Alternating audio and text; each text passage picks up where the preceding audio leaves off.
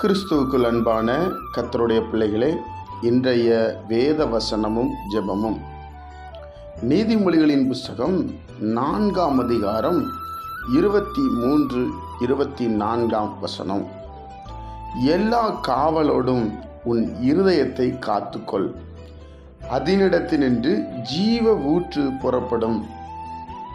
வாயின் தாறுமாறுகளை உன்னை விட்டு அகற்றி உதடுகளின் மாறுபாட்டை உனக்கு தூரப்படுத்து.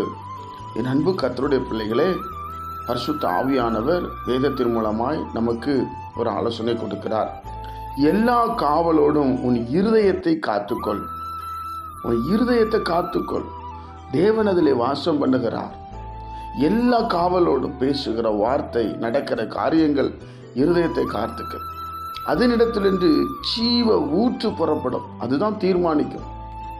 என் அன்பு கர்த்தருடைய பிள்ளைகளே, உன் வாயின் தாறுமாறுகளை உன்னை விட்டு அகற்று. நம்ம தான் அகற்றணும். வாயின் தாறுமாறு, ஒருத்தரை பழிச்சு பேசுறது, ஒருத்தங்களை கஷ்டப்படுத்துறது, வேலையை குறை சொல்றது, அவங்கள்ட்ட குற்றம் கண்டுபிடிக்கிறது, மற்றவங்களை பற்றி பேசுவது, இதெல்லாம் நம்ம வாயின் தாறுமாறுகள்.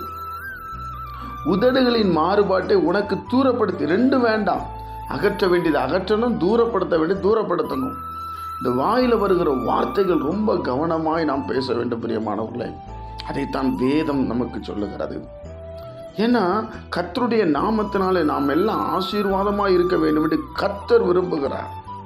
எவ்வளவாய் நம்மளை உயர்த்தி வைத்திருக்கிறார். நம்ம இருதயத்தை காத்துக்கொள்ளணும். இருதயத்தில் அசுத்தமான அந்த கிரியைகள் வராமல் நம்ம காத்துக்கொள்ளணும். இருதயத்தை பரிசுத்தமாய் காத்துக்கொள்ளணும். அதிலிருந்து ஜீவ ஊற்று புறப்படுமா. நல்ல எண்ணங்கள், இருதயத்திலிருந்து ஒரு நல்ல சுவாபங்கள் வெளிப்படும். என் அன்பு கர்த்தருடைய பிள்ளைகளே, இப்போ எல்லா காவலோடும் இருதயத்தை நம்ம காத்துக்கிடணும். வாயின் வார்த்தைகள் நிதானமாக பேசணும். யாரை பேசுகிறோம், எப்படி பேசுகிறோம், எதுக்கு பேசுகிறோங்கிறதை நாம் யோசித்து பேசினால் நிச்சயமாக சொல்கிற நம்ம வேத வசனத்தினுடைய அத்தனை ஆசீர்வாதத்தை நாம் பெற்றுக்கொள்வோம். ஜெபிப்போமா? பிதாவே, உம்முடைய குமாரன் இயேசு கிறிஸ்துவின் நாமத்தில் நாங்கள் வருகிறோம்.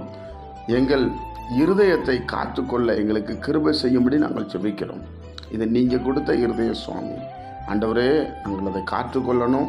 வாயின் தாறுமாறுகள், உதடுகளின் மாறுபாட்டை எங்களை விட்டு அகற்றிருங்க, தூக்கி எரிஞ்சிருங்க சுவாமி. நாங்கள் கரெக்டாக பேசணும், ஞானமாக பேசணும். மற்றவங்க மனசு கஷ்டப்படும்படி பேசவே கூடாது சுவாமி. எங்களை முற்றிலும் உடைய பாதத்தில் ஒப்புக் கொடுக்கிறோம். இயேசு கிறிஸ்துவின் மூலம் இந்த ஜெபத்தை ஏற்றுக்கொள்ள நல்ல பிதாவே, ஆமென்.